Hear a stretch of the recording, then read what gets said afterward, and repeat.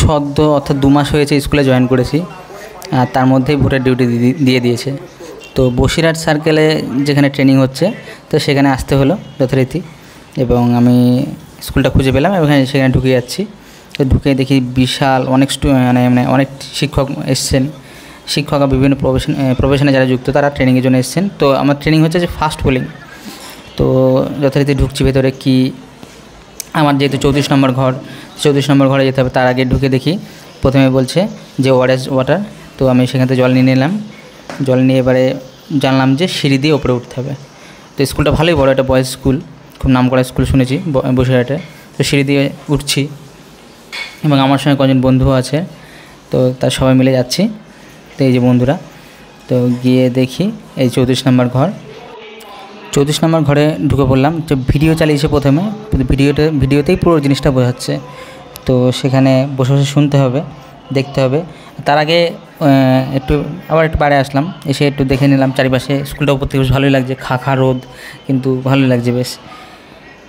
তো একটু চারিপাশে ভিডিওটা করে নিলাম। এইবারে ভেতরে একটু বসে দেখতে হলো পুরো ভিডিওটা চালালো। যেহেতু ট্রেনিংয়ের পরে ভিডিওটা কেউ দেখতে চায় না, সবাই বাড়ি চলে যায়, এই জন্য ভিডিওটা আগে চালালো, পরে স্যার বললেন আর কি। তো ভিডিওটা পরে পুরো বোঝানো হলো। তারপরে একটু আসলাম বাইরে, টি ব্রেক দিল। তো চাটা খেয়ে এবারে একটু হলরুমে আসলাম। হলরুমে আমাদের পরিচিত কয়েকজন আছে। তো চারিপাশে দেখি ভালোই বড় বেশ জায়গা, পুলিশও বসে আছে, এই যে ব্যালট বক্স টাইপ কিছু বক্স আছে। এইবারে যে ফাস্ট পোলিংয়ের ডিউটি আমি শুরু হয়ে গেল। এই যে এসআই, উনি হিঙ্গলগঞ্জের যত সম্ভব বলেন, উনি এসআই। তো উনি আর কি আমাদের ট্রেনিং দিচ্ছেন। তো এই ট্রেনিং চলছে, নিউ ইনস্ট্রাকশানের সব পরপর সব দেখাচ্ছে।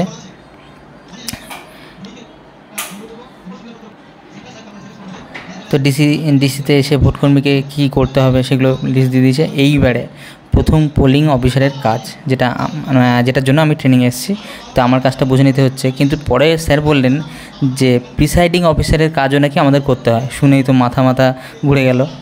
প্রিসাইডিং অফিসারের কাজ যদি একটু দুর্বল হয়, প্রিসাইডিং অফিসার, তাহলে নাকি তার জায়গায় আমাদের কাজও করতে হয়, মানে ফাস্ট পোলিং যারা ডিউটি থাকে তাদেরও কাজ করতে হয়।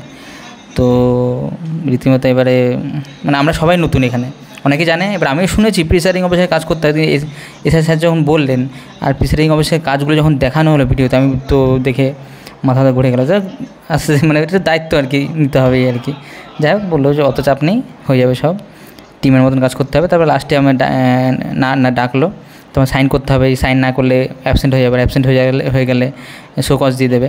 তো সাইন করলাম এখানে। এবারে আইডি কার্ড দিয়ে দিল, যখন ডিউটি যাবো তখন আইডি কার্ডটা নিয়ে যেতে হবে। আর কি যেটা বই দিয়ে দিল ইনস্ট্রাকশানে, যেগুলো বাড়িতে বসে পড়ে বুঝতে হবে কী কাজ। তারপরে এখানে টিফিনে কুপন দিয়ে দিল। তো টিফিনের এই যে লাইন, এটা হচ্ছে 5 ভাগের 1 ভাগ, 4 ভাগ আরও পিছনে আছে। তো এই হলো টিফিনের কুপন।